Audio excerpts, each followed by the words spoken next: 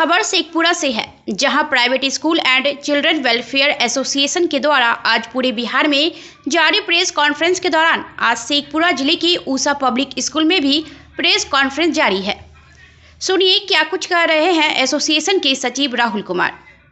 BNP news के लिए शेखपुरा से संवाददाता चंदन कुमार की रिपोर्ट। आप सभी को मालूम है कि पिछले 3 साल से कोरोना के कारण कई अवसरों पर स्कूल को बंद किया गया है। हम समझते हैं कि निश्चित तौर पर कोरोना की वजह से परेशानी है और उसमें स्कूल हर संभव सहयोग करने के लिए तैयार रहा है, लेकिन हाल के दिनों में ये देखने को आया है कि बाजार से लेकर के हर संस्थान खुले हुए हैं और बिहार में सिर्फ और सिर्फ स्कूल ही बंद हैं।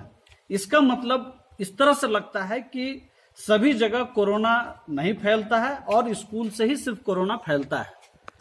हम समझते हैं कि पिछले 3 साल से या 2.5 साल से जिस तरह से स्कूलों के अंदर बच्चों का फिजिकल प्रेजेंस घटा है, उसके बारे में कई रिपोर्ट सामने आ चुके हैं, चाहे वो वर्ल्ड हेल्थ ऑर्गेनाइजेशन का हो, चाहे वर्ल्ड बैंक का हो, या अलग अलग ऑर्गेनाइजेशन अपने अपने स्तरों पर जो रिपोर्ट देती हैं, उसमें ये बहुत स्पष्ट है कि स्कूल नहीं जाने से बच्चों का इम्यून सिस्टम कमजोर पड़ा है, उसके सीखने की क्षमता पर असर पड़ा है, लर्निंग का जो एक प्रोसेस है उस पर असर पड़ा है। हम समझते हैं कि बिहार सरकार को, भारत सरकार को जल्द से जल्द इस पर फैसला लेना चाहिए और 6 तारीख तक बिहार के अंदर कोरोना गाइडलाइन की वजह से स्कूल बंद हैं। 7 तारीख से हमारा एसोसिएशन ये समझता है कि बिल्कुल 1 to 12 सभी क्लासेस को खोलना चाहिए, ताकि बच्चों के बौद्धिक विकास से लेकर के उसका जो एक लर्निंग प्रोसेस है उस पर जो नुकसान हुआ है उस पर काम होना चाहिए। अभी आपको मालूम होगा रघुराम राजन जो रिजर्व बैंक के पूर्व गवर्नर रहे हैं, उन्होंने बहुत स्पष्ट तौर पर कहा कि स्कूलों की जो हालत बना दी गई है पिछले 2.5 साल से कोरोना की वजह से, उससे आने वाले 20 सालों तक सबसे कमजोर पीढ़ी से हम लोग का सामना करना पड़ेगा। निश्चित तौर पर जब हम और आप बाजार के अंदर मौजूद हैं और हम घर जाते हैं तो हमारे बच्चे भी उसके संपर्क में आते हैं और जो कोरोना का प्रोटोकॉल हो सकता है वो प्रोटोकॉल को मानते हुए हम लोग स्कूल संचालित करते रहे हैं। अलग अलग अवसरों पर जांच भी होती रही।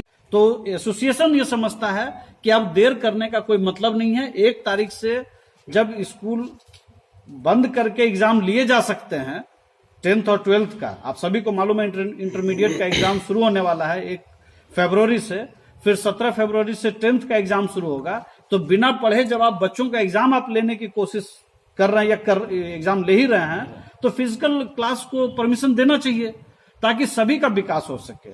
और सरकार की तरफ से बहुत कम सहयोग मिलता है प्राइवेट स्कूल को। प्राइवेट स्कूल के सामने आर्थिक संकट भी है। आर्थिक संकट इस रूप में है कि हम लोग अपने तरफ से गार्जियन को हर तरह का सहयोग कर रहे हैं। स्कूल लंबे समय से बंद है और लाखों नहीं करोड़ों शिक्षक और नॉन टीचिंग स्टाफ स्कूल की पूरी अर्थव्यवस्था को पर निर्भर करते हैं। अभी एक रिपोर्ट आई थी कि सिर्फ स्कूल बंद रहने से 30 लाख करोड़ का इकोनॉमी इस देश का बिल्कुल अस्त व्यस्त हो गया है। निश्चित तौर पर न सिर्फ शिक्षा का मामला है, बल्कि इससे जुड़ी हुई एक अर्थव्यवस्था भी है जिसपे करोड़ों लोग निर्भर कर रहे हैं। उनकी रोजी रोटी का सवाल है, उनके घर चलाने का सवाल है। हमारे शिक्षक हैं, स्टाफ हैं, बस से जुड़े हुए जो लोग हैं, सभी लोगों का सवाल है। हम समझते हैं कि सरकार 7 तारीख से कोरोना गाइडलाइन को मानते हुए 1ली कक्षा से 12वीं कक्षा तक क्लास चलाने की इजाजत दे, और अगर सरकार इजाजत नहीं देगी हम लोग देशव्यापी आंदोलन करेंगे। उसके तहत हम लोग शेखपुरा जिला में भी आंदोलन करेंगे और सड़कों पर उतर करके अपनी बात रखेंगे। धन्यवाद।